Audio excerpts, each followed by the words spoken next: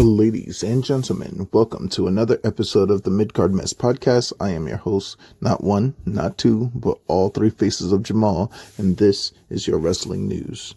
So peep it out, man. We got MLW Super Fight, we got CMLL news, and we also have the Super Bowl Sunday. This is Super Bowl Sunday, so it's not going to be kind of like, this long-winded episode. I just want to tell you about Super Fight real quick, which I watched myself last night. I did post it on the Midcard Mess Facebook group if you do want to go ahead and watch it, but it is on free for YouTube for you to watch. So the main event featured Matt Riddle versus Alex Kane and Satoshi Kojima, all former MLW World Heavyweight Champions. So if you want to take a gander at that, be my guest. But I suggest that, you do it. It was live from Atlanta, Georgia, which was Alex Kane's hometown, and Eric Bischoff was the one that was setting up the tempo for this. So the first match on the docket we had Templaro and Esfinge versus El Sky team, which is Mystico and Mascara Dorada. And the end of the match basically saw Templaro finish off Mascara Dorada with his finishing move. I forgot what the name of it was, but that had Templaro and Esfinge win the match. After the match, Templaro confronted Cesar Duran, who is part of this this little group or whatever. Not, it's basically Lucha Underground group that they had back in the day and type stuff. But after Templaro confronted Cesar Duran, he demanded a title match for the Los Angeles show. Mystico accepted Templaro's match, but Duran said the match would take place in Los Angeles. Mystico is the middleweight champion, the MLW middleweight champion. So Templaro wants his one-on-one. He wants to catch the fade and everything of that nature. MLW featherweight champion Delmi Exo, which is basically like the women's championship of MLW, was interviewed by Joe Dombrowski, which is one of the announcers, and then Exo was attacked by Tara Zepp, and Zepp was incensed.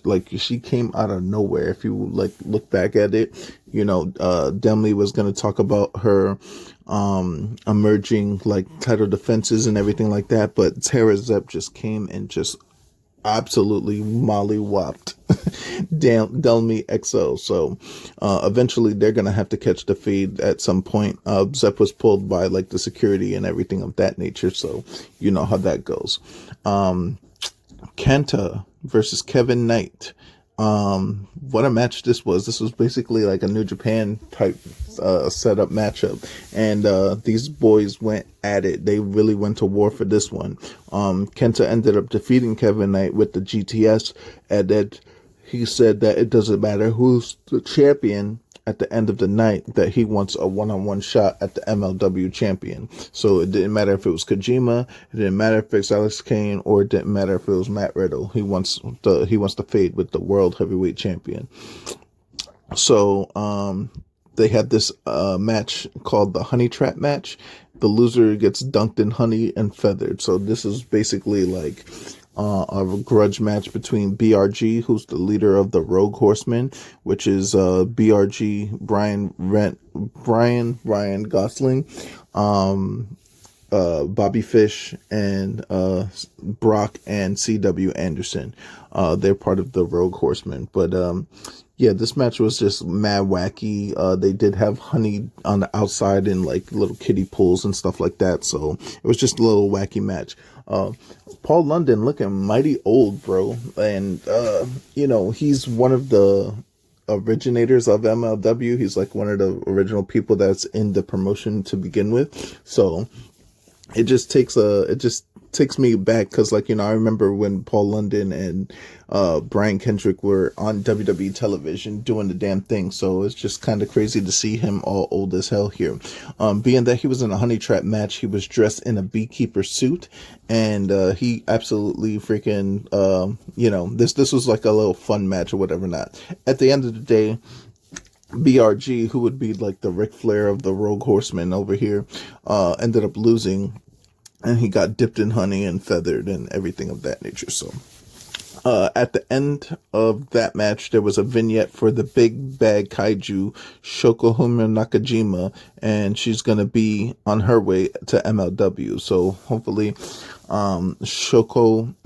Nakajima is going to be like wrestling like either Damling Exo or Janae Kai from Contra, a whole bunch of different people that she can wrestle here at MLW. So, this match was a grudge match. Donovan Dijak, or Donovan Dijakovic for those that don't know, or Dijak from WWE type stuff, went one-on-one with Filthy Tom Lawler. And Filthy Tom actually ended up losing this match.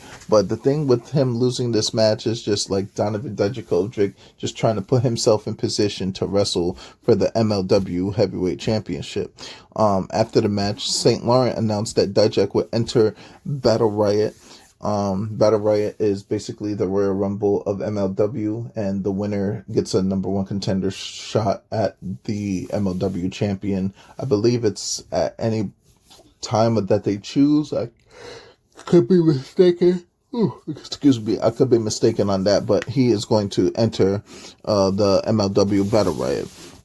Lawler then returned and punched Laurent in the face, in the abdomen, and then broke his arm in the process because, like, you know, what's weird to me is that the security was holding back Dijakovic for, like, no fucking reason. Like, what the hell? Like, you know, he was trying to protect his boy, and then, like, you know, this is how he tried to end, like, you know, the thing. So it's just like, it was dumb. The match was great. The ending was kind of okay. Like, he's going to end up Battle Riot, but at the end of breaking his arm for no reason type stuff, and Dijak just looking on as like mad security holding him back. And I was like, okay, you're holding back Dijak, but why not hold back Tom Lawler? You know, that boy Filthy type stuff. And that's what I got to say about that.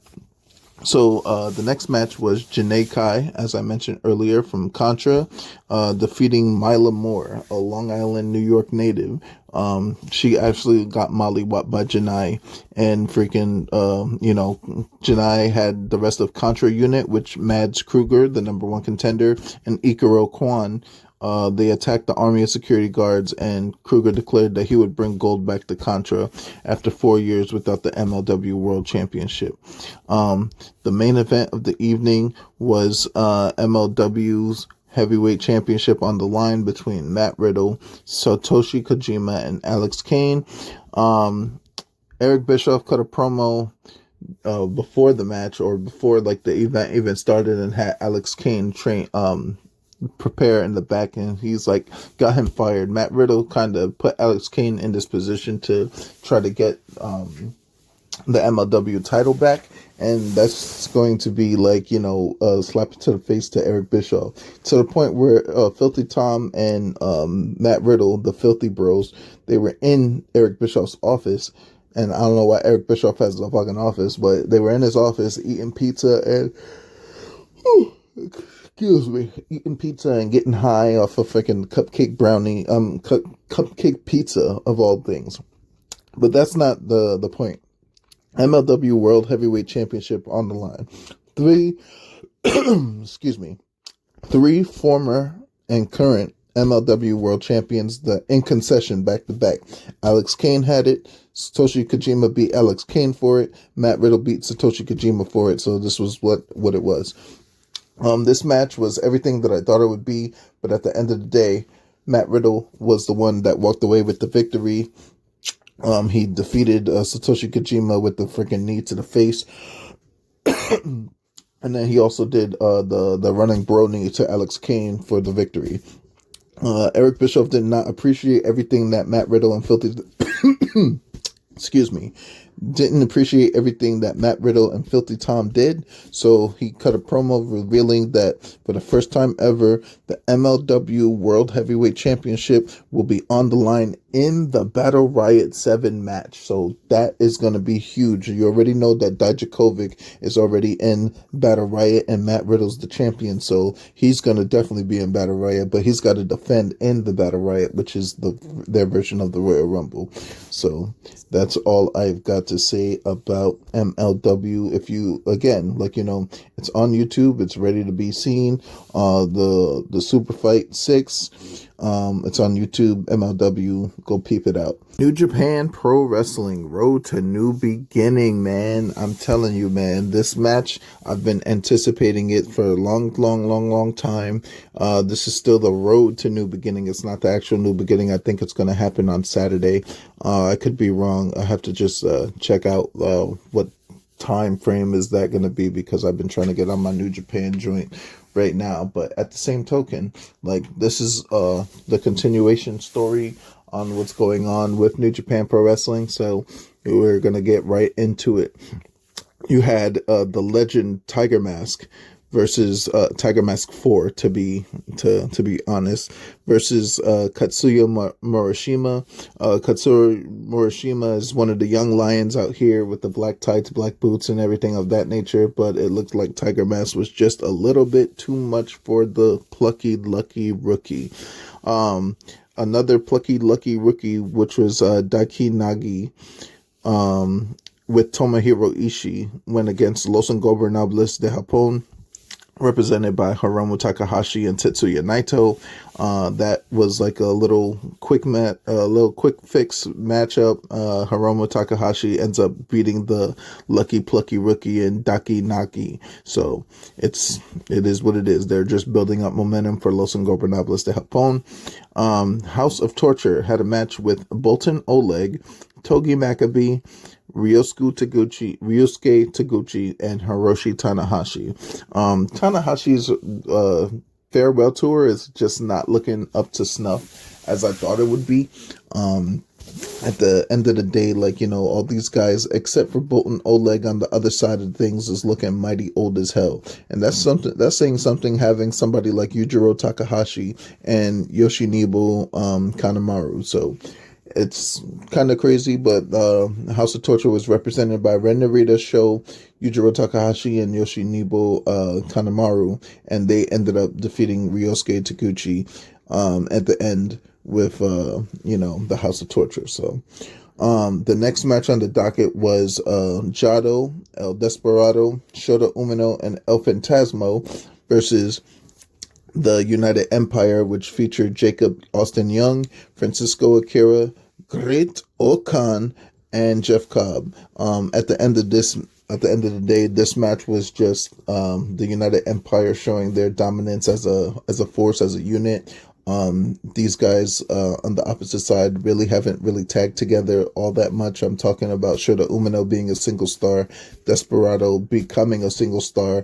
Phantasmo and Jado have been part of Gorillas of Destiny, but now they're just part of like Hontai, so it's okay. But they just don't have that camaraderie, that unit camaraderie there. So that's why Great Okan ended up finishing Jado in the match. And it was a quick little 12-minute match type stuff.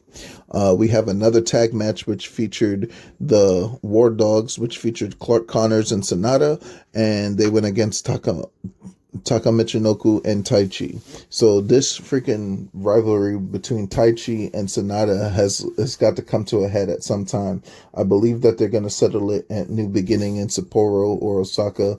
I don't know which one or where they're going to be at, but when that match finally does happen, that is going to be a banger of a match, being that the animosity is kind of large and in charge. The next match continues. We do have a 6-man tag match with Taiji Ishimori, Drilla Maloney, and Gabe Kidd, representing Bullet Club, versus Los Ingobernables de Japón, represented by Yota Tsuji, Shingo Takagi, and Bushi. Bushi ends up taking the fall here as Taiji Ishimori hits his finishing move on Bushi, and the Bullet Club just been an absolute force all year long. Like, they haven't really put the gas down when it comes to building momentum and stuff like that. I know Drilla Maloney is looking at Yota Tsuji. I know Gabe Kidd is looking at Yota Tsuji. Shingo Takagi is trying to build Drilla Maloney up to snuff, and you already know Bushi and Taiji Ishimori has that junior heavyweight beef, so that's going to be the end of that.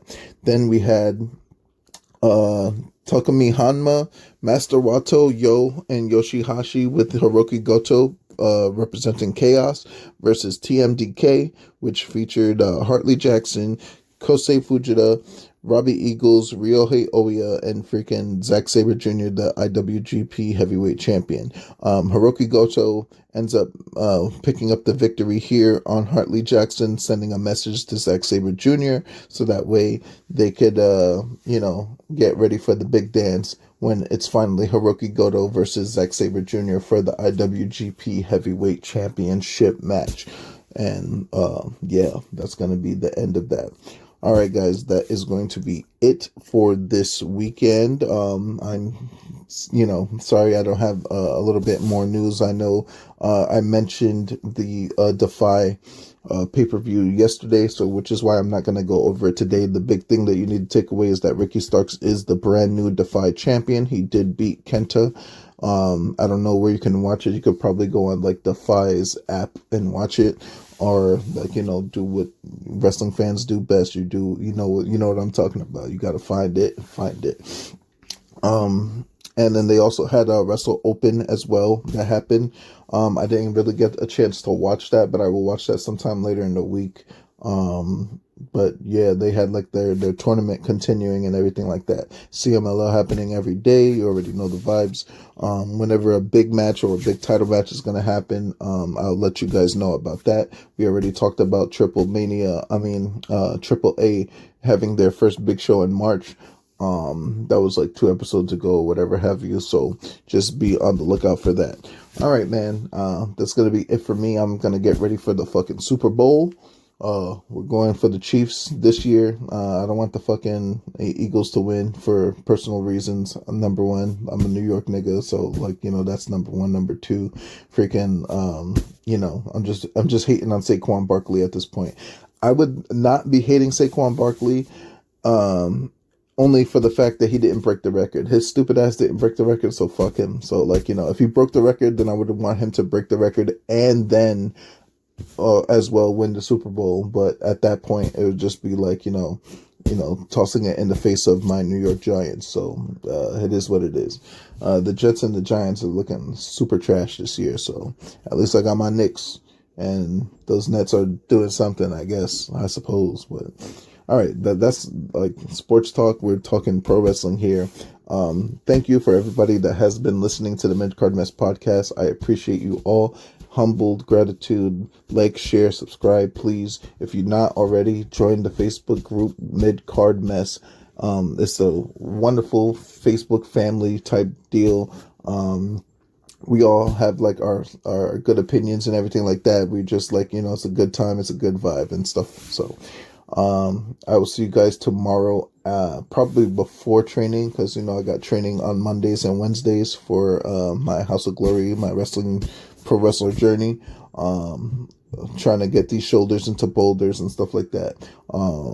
Yeah, man. So I appreciate you guys listening, and I will see you guys on the next one. So peace.